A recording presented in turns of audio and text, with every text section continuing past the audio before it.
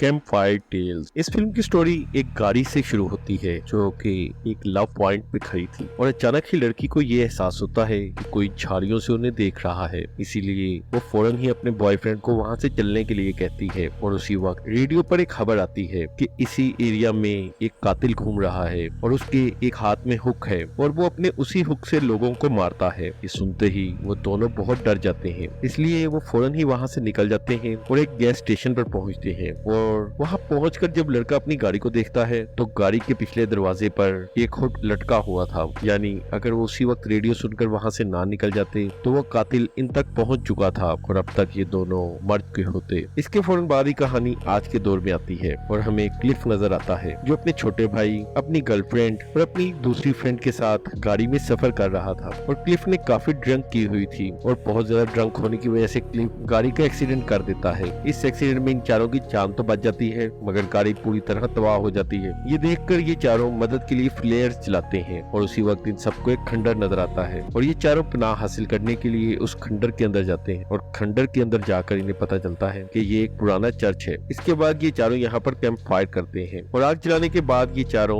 एक न्यूज़पेपर पढ़ते हैं जिसमें लिखा था कि एक कातिल इसी एरिया में घूम रहा है और इस कातिल ने 2 लोगों को मार दिया है और इस कातिल का नाम हुकमैन है। अब ये चारों यहाँ बहुत बोर हो रहे थे, इसलिए क्लिफ उन्हें एक कहानी सुनाता है। इस कहानी में एक कपल अपनी शादी के बाद हनीमून के लिए जा रहा था मगर उन्हें रास्ते में ही रात हो जाती है, इसलिए वो एक जगह पर अपनी गाड़ी रोकते हैं। उसी वक्त वहाँ का एक लोकल आदमी उनके पास आता है और वो उन्हें कहता है कि तुम्हें अपनी गाड़ी यहाँ नहीं रोकनी चाहिए क्योंकि इस जंगल में एक वेयरवुल्फ रहता है और उस वेयरवुल्फ ने मेरी बीवी को भी मारा था और मैं अपनी बीवी की मौत का बदला लेने के लिए उस वेयरवुल्फ को ढूंढ रहा हूँ। इसके बाद वो उन्हें ये भी बताता है कि मैंने तुम्हारी गाड़ी के पास उस वेयरवुल्फ के पंजों के निशान देखे हैं, इसलिए अगर तुम्हें किसी भी खतरे का एहसास हो तो खुद को अपनी गाड़ी के अंदर ही बंद कर लेना और सुबह तक बाहर मत निकलना। मगर इस कपल को वेयरवुल्फ से कम और इस अजीब से दिखने वाले आदमी से ज्यादा डर लग रहा था, इसलिए वो अपनी गाड़ी लेकर वहाँ से आगे चले जाते हैं। थोड़ी दूर जाकर लड़की की तबीयत खराब हो जाती है, इसलिए उसका हस्बैंड पास के गैस स्टेशन पर जाकर उसके लिए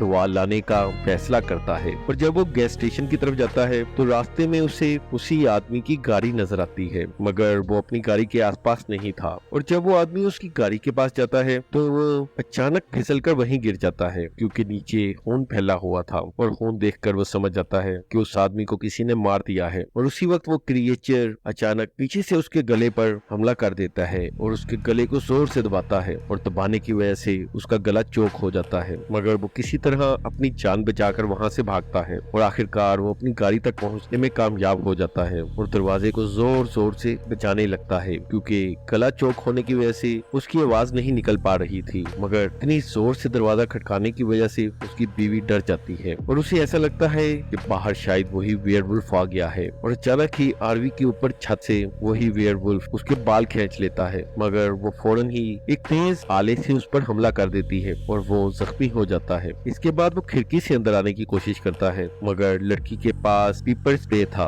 और वो उसके ऊपर वो स्प्रे कर देती है और इसके फौरन बाद वो गाड़ी के अलार्म को बचाकर बेहोश हो जाती है। और अगली सुबह जब उसकी आंख खुलती है तो वहाँ एक पुलिसमैन आ चुका था। वो उसे गाड़ी से बाहर आने के लिए कहता है और वो उसे कहता है कि पीछे या ऊपर कहीं मत देखना। और जिस वक्त ये पुलिस कार की तरफ बढ़ रहे थे कि अचानक उस लड़की की नजर गाड़ी के मिरर पर पड़ती है और उसे पता चल जाता है कि उसके हस्बैंड को उस क्रिएचर ने मार दिया था। और लड़की ये देखकर समझ जाती है कि रात को उसका हस्बैंड ही दरवाजा नॉक कर रहा था, लेकिन डर के मारे वो उसे ही वेयरवुल्फ समझी और उसने दरवाजा न खोला और इसी वजह से उसका हस्बैंड मौत का शिकार हो गया। क्लिफ की ये कहानी सबको बहुत ज्यादा पसंद आई, लेकिन इसे सुनकर सभी बहुत ज्यादा डर भी गए। और उसी वक्त क्लिफ को यहाँ अजीब सी आवाज सुनाई देती है मगर ये आवाज बाकी तीनों को सुनाई नहीं दे रही थी। और उसी वक्त क्लिफ अपनी घड़ी को देखता है मगर एक्सीडेंट में घड़ी के खराब होने की वजह से टाइम भी एक जगह रुक गया था। इसके बाद क्लिफ टाइम पास करने के लिए एक दूसरी कहानी सुनाता है और इस कहानी में अमेंडा है जो कि 11 साल की है और आज उसके पेरेंट्स की एक मीटिंग है, इसलिए अमेंडा के पेरेंट्स उसे उसकी बड़ी बहन के पास छोड़कर खुद मीटिंग में चले जाते हैं। मगर शाम के वक्त अमेंडा की बड़ी सिस्टर भी पार्टी के लिए घर से बाहर चली जाती है। इसके बाद अमेंडा घर में अकेली थी, इसलिए वो अपनी एक ऑनलाइन फ्रेंड से बातचीत शुरू कर देती है और इस फ्रेंड का नाम जेसिका था। और अपनी इस ऑनलाइन फ्रेंड के बारे में उसने किसी को भी घर में नहीं बताया था और उससे चैट करते हुए अमेंडा उसे बता देती है कि आज वो घर पर अकेली है। और ये सुनते ही जेसिका चैट से साइन आउट हो जाती है और यहाँ पता चलता है कि ये ऑनलाइन फ्रेंड जेसिका नहीं बल्कि एक सीरियल किलर है जो ऑनलाइन चैटिंग के जरिए बच्चों से उनके घर के हालात पूछता है और मौका मिलने पर उन्हें घर आकर मार देता है। और जब जेसिका घर के बाहर अपने कुत्ते के साथ खेल रही थी तो उसकी गेंद झाड़ियों में चली जाती है और जब वो अपनी गेंद को लेने के लिए जाती है तो हमें पता चलता है कि वहाँ कातिल भी आ चुका है और जो ही वो उसे बालों से पकड़ने वाला था कि उसे गेंद मिल जाती है और वो अपने कुत्ते के साथ घर के अंदर वापस आ जाती है और दरवाजे को लॉक कर देती है। इसके बाद वो कातिल दरवाजे को अनलॉक करने की कोशिश करता है मगर वो इसमें नाकाम रहता है, इसलिए वो गैराज की विंडो से अंदर आ जाता है। अब अमेंडा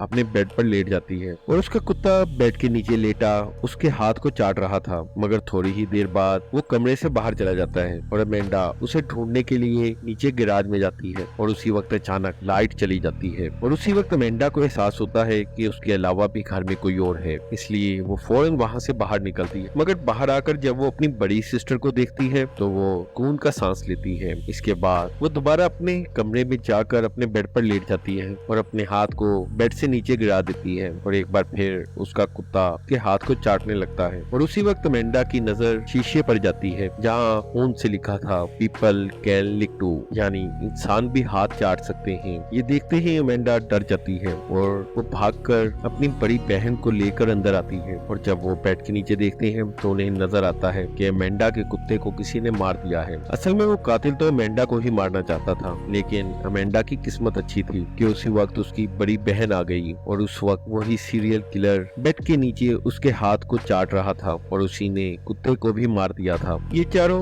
इस दूसरी स्टोरी से भी बहुत ज्यादा एंजॉय करते हैं, इस वजह से अब क्लिफ उन्हें एक तीसरी स्टोरी सुनाता है और ये कहानी स्कॉट की थी। और स्कॉट को मोटर बाइक पर राइड करने का बहुत ज्यादा शौक था और एक दिन जब वो अपनी बाइक पर एक बहुत दूर गांव तक पहुंचता है तो वहां पहुंचकर उसकी मोटरसाइकिल खराब हो गई और वहीं उसे एक घर नजर आता है और जब वो उस घर के अंदर जाता है तो उसे वहाँ एक लड़की मिलती है जो बोल नहीं सकती थी, इसलिए वो उसे लिखकर समझाती है कि मैं यहाँ पर अपने डैड के साथ रहती हूँ। और उस लड़की के गले में एक खूबसूरत लॉकेट भी था। इसके बाद वो लड़की उसे एक बाल्टी देती है और उसे कहती है कि वो पास के कुएं से पानी ले आए और जब स्कॉट पानी लेने के लिए कुएं की तरफ जाता है तो वहाँ पहुंचकर वो देखता है कि एक आदमी कुएं के अंदर कुछ फेंक रहा था मगर जो ही वो उसके पास जाता है तो वो आदमी गायब हो जाता है। असल में अंधेरे की वजह से वहाँ क्या हो रहा था स्कॉट को कुछ समझ नहीं आया, इसलिए वो वापस अंदर आ जाता है और उसी वक्त उस लड़की का बाप भी आ जाता है, इसलिए स्कॉट अपने कमरे में सोने के लिए चला जाता है। मगर कुछ ही देर बाद उसे चीखने चिल्लाने की आवाज सुनाई देती है और थोड़ी देर में ही वो लड़की उसके कमरे में आती है और स्कॉट उसे बताता है कि मैंने कुएं के पास किसी को देखा था और वो आदमी कुएं के अंदर कुछ फेंक रहा था। ये सुनकर वो लड़की शीशे पर लिखती है घूस यानी भूत और ये पढ़कर स्कॉट बहुत ज्यादा डर जाता है और उस लड़की को कहता है कि तुम ऐसी जगह क्यों रहती हो, इस जगह को छोड़ो और मेरे साथ चलो। ये कहकर स्कॉट अपना सामान पैक करने लगता है। इसके बाद स्कॉट नीचे उस लड़की को लेने जाता है और नीचे जाकर स्कॉट देखता है कि वहाँ पर 2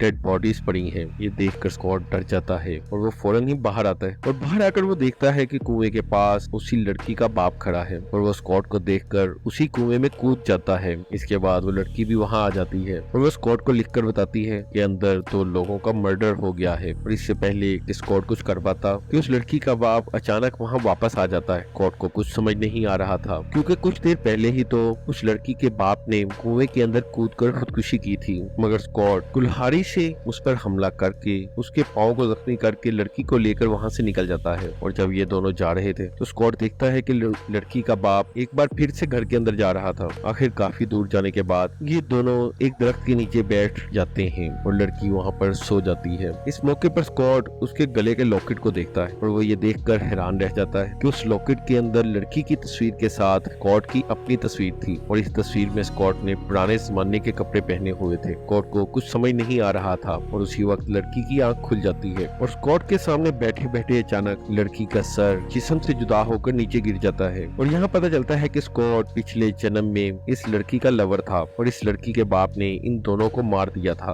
और इसके बाद उस लड़की के बाप ने खुद भी कुएं में कूदकर खुदकुशी कर ली थी और किसी वजह से ये सब एक टाइम लूप में फंस गए थे और इसी टाइम लूप की वजह से ये सब वाकया बार बार हो रहा था। इस कहानी के खत्म होते ही क्लिफ को सायरन की आवाज सुनाई देती है मगर ये आवाज किसी और को सुनाई नहीं दे रही थी और जब क्लिफ दूर से उस जगह को देखता है जहाँ इनकी गाड़ी का एक्सीडेंट हुआ था तो वहाँ पुलिस कार के साथ साथ एम्बुलेंस भी आ चुकी थी मगर जब वो पीछे देखता देखता है तो उसके दोस्त और भाई वहाँ नहीं थे और इसके साथ ही कैंप फायर भी गायब हो चुकी थी। वो इन तीनों को तलाश करने की कोशिश करता है मगर आसपास कोई भी नहीं था, इसलिए वो एम्बुलेंस के पास आ जाता है और पास आकर वो देखता है कि डॉक्टर्स की टीम ने एक बॉडी को घेरा हुआ है और वो उसे बचाने की पूरी कोशिश कर रहे हैं। मगर जब क्लिफ ध्यान से देखता है तो ये बॉडी उसी की थी। इसके साथ ही उसे अपने छोटे भाई, अपनी गर्लफ्रेंड और अपनी फ्रेंड की बॉडी भी नजर आती है और इन तीनों की मौत हो चुकी थी। असल में ये चारों जब चर्च में गए थे तो इन चारों के जिस्म में जान बाकी थी, इसलिए उनकी रूहें आसपास ही थी। मगर अब ये तीनों मारे जा चुके थे, इसलिए उनकी रूह भी इस दुनिया से जा चुकी थी और अब क्लिफ की जान बचाने की कोशिश की जा रही थी, इसलिए उसकी रूह अभी तक वहीं पर मौजूद थी। और इसके बाद हमें नजर आता है कि डॉक्टर्स की टीम असल में वही लोग थे जिनकी कहानी क्लिफ ने कैंप फायर में सुनाई थी और असल में इन्हीं की गाड़ी से क्लिफ की गाड़ी का एक्सीडेंट हुआ था। और इसके बाद डॉक्टर्स की टीम ने हार मान ली और क्लिफ की भी मौत हो जाती है। इसके बाद एक दफा फिर क्लिफ अपने दोस्तों को देखता है और वो इनसे माफी मांगता है क्योंकि उसके ड्रिंक करने और तेज गाड़ी चलाने की वजह से इन सबकी भी मौत हो गई थी। और इसके बाद हमें उनकी गाड़ी नजर आती है और इनकी कार की फ्रंट विंडो के साथ वही हुक लटका हुआ था जो फिल्म के स्टार्ट में उस कपल की गाड़ी के साथ हमें नजर आया था। और इसके साथ ही ये इंटरेस्टिंग मूवी खत्म हो जाती है। तो अगर स्टोरी पसंद आई हो तो लाइक, शेयर और सब्सक्राइब करना ना भूलिएगा।